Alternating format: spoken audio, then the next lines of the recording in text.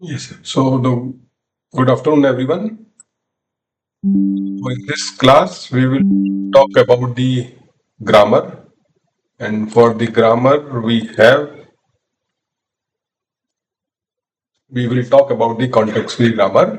So in the previous classes, we discussed about the grammar, the definition of the grammar, and we discussed about the Chomsky classifications. And based on the Chomsky classifications, we discussed that there are different type of grammar. So four different type of grammars are important to understand.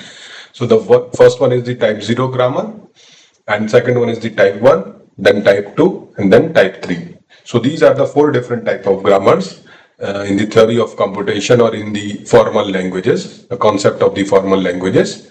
So the type 0, type 1, type 2, type 3, these are the different type of grammar, and based on these different type of grammar, we have different type of languages.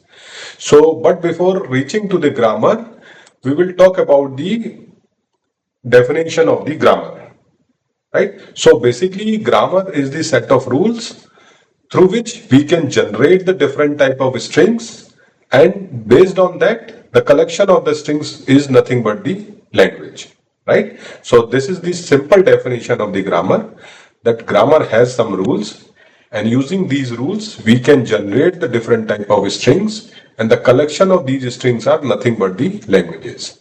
So formally, we can define the grammar using the four different tuples. So we are using the four different tuples for defining the grammar, and we have variables, terminal, productions rule, and the start symbol. So these are the four different tuples for defining a particular grammar.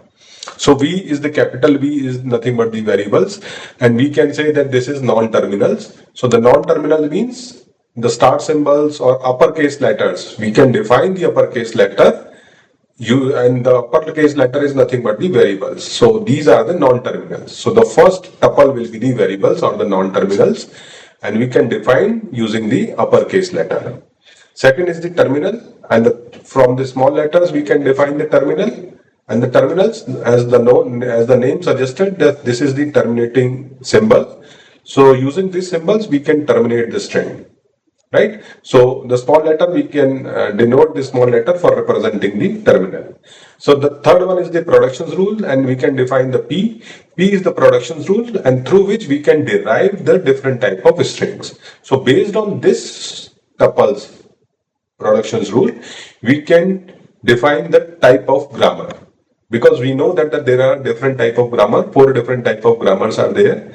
So how can you define the grammar? So we have the productions rule. Based on that productions rule, we can define the type of grammar, right? It may be context free grammar, it may be context sensitive grammar, it may be recursive enumerable grammar, or it may be uh, regular language grammar, regular grammar, right? So based on the productions rule, we can define the type of grammar, right? And the fourth tuple will be the start symbol, and it is nothing but the variable. So the start symbol will be the variables or the non-terminals, and we can define through the capital letter.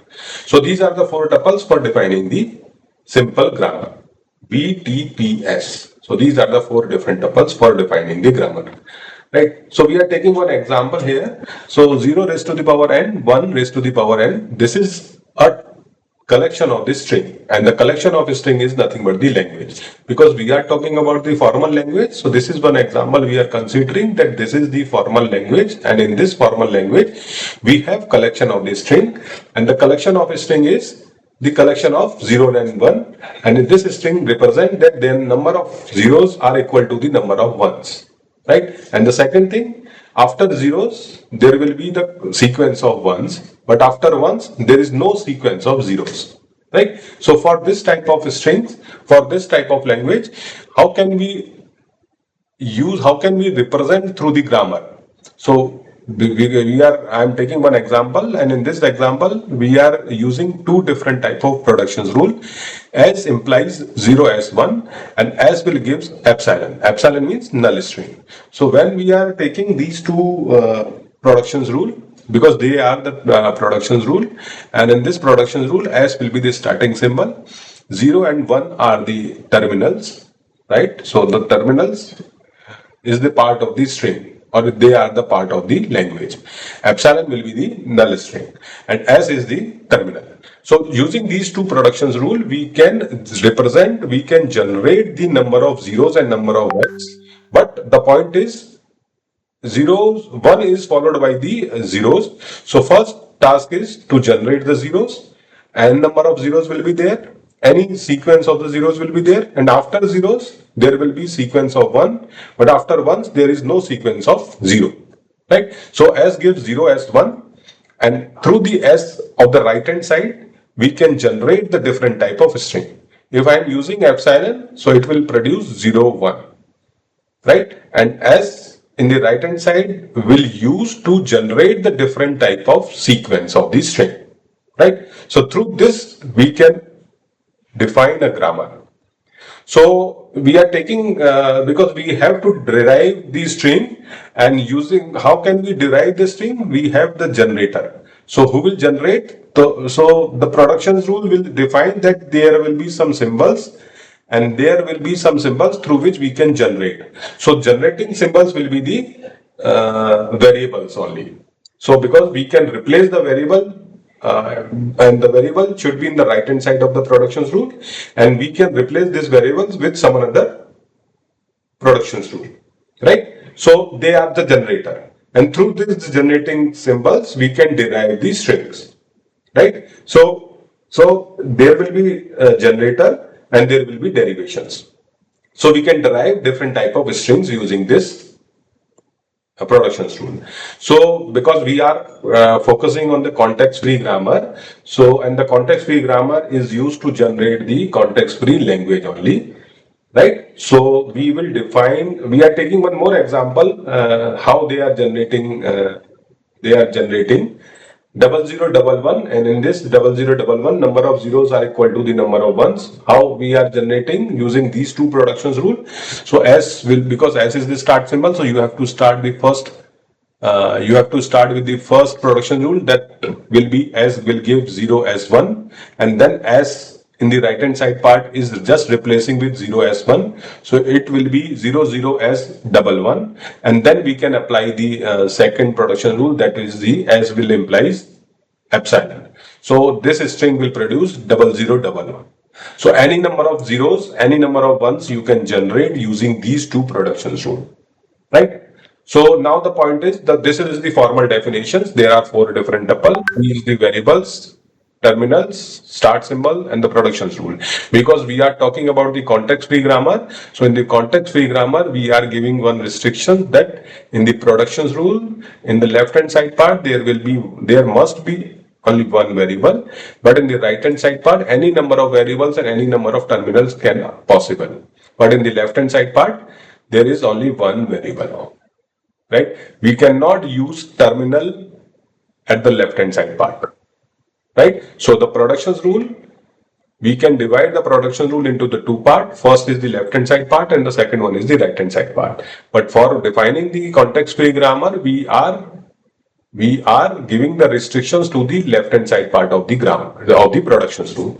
So what type of conditions we are giving? We are giving the restriction that in the left-hand side part there is only one non-terminal. Right. So this is another example, even number of zeros. So for the even number of zeros, again, we are using some productions rule. And in this example, we are taking 3 productions rule. So because different type of conditions are there, even number of zeros are there, it means the first symbol can be 0 or it can be 1. If the first symbol is 1, then after that there will be even number of 1. But if the first symbol will be 0, then after that we can take 1 zeros, so that it can generate even number of zeros.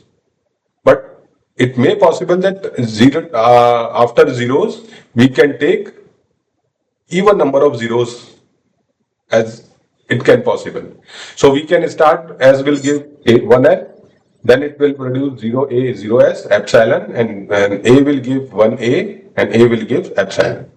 So this is, through this you can generate the even number of zeros.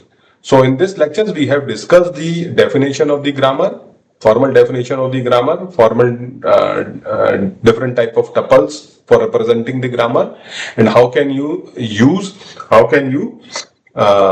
define the context-free grammar. So there is one restriction in the context-free grammar. So in the next class, we will talk about the different example related to the context-free grammar, and we will discuss about the simplification of the grammar. Okay, thank you.